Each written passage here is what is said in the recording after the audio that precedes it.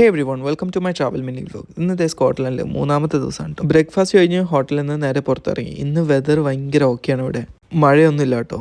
But ഉച്ചയ്ക്ക് എനിക്ക് തിരിച്ച് ഗാറ്റ്വിക്കിലേക്ക് ഫ്ലൈറ്റാണ്. അതുകൊണ്ട് തന്നെ സിറ്റിയിൽ കുറച്ച് നേരമേ ഉള്ളൂ. എഡിൻബ്ര സിറ്റി ഒരു ഭയങ്കര ചെറുത് കാരണം ഇതേപോലെ ട്രാവൽ ബസ്സുകളുണ്ട് കേട്ടോ സിറ്റി ടൂറിന്. അങ്ങനെ കുറച്ച് നേരം സിറ്റിയിലൊക്കെ നടന്നു. അത് കഴിഞ്ഞിട്ട് ഇപ്പം നമ്മൾ പോകുന്നത് കാൽട്ടൺ എന്ന് പറഞ്ഞൊരു ഹില്ലിലോട്ടാണ്. ഇവിടുന്ന് വ്യൂ ഭയങ്കര ഇമ്പോർട്ടൻ്റ് ആണ് കേട്ടോ.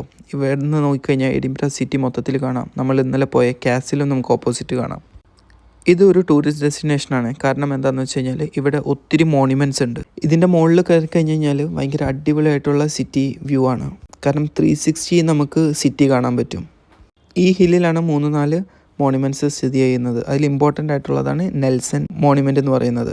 അതേപോലെ തന്നെ ഈ കാണുന്ന സ്കോട്ടിഷ് നാഷണൽ മോണിമെൻറ്റ്. ഇത് ശരിക്കും പാർത്തനോൻ്റെ റെപ്ലിക്കായിട്ട് ബിൽഡ് ചെയ്യാൻ പോയതാണ്, പക്ഷേ പണി തീർന്നില്ല. അത് കഴിഞ്ഞ് അവിടെ നിന്ന് ഇറങ്ങി ഒരു കഫേ കയറി ഒരു മാച്ചൊക്കെ കുടിച്ചു. ഞാൻ കഴിച്ചതിൽ ഏറ്റവും അടിപൊളി മാച്ചായിരുന്നത്.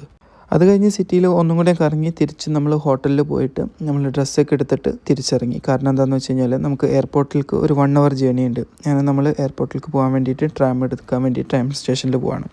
ഈ ലാൻഡ്സ്കേപ്പിൽ കൂടെ ട്രാം വരുന്നതാണ് നല്ല രസമില്ലേ. ഇന്ന് ശരിക്കും ഇവിടെ വെതർ ഭയങ്കര ഓക്കെ ആണ് കേട്ടോ. Nice and സണ്ണിയാണ്.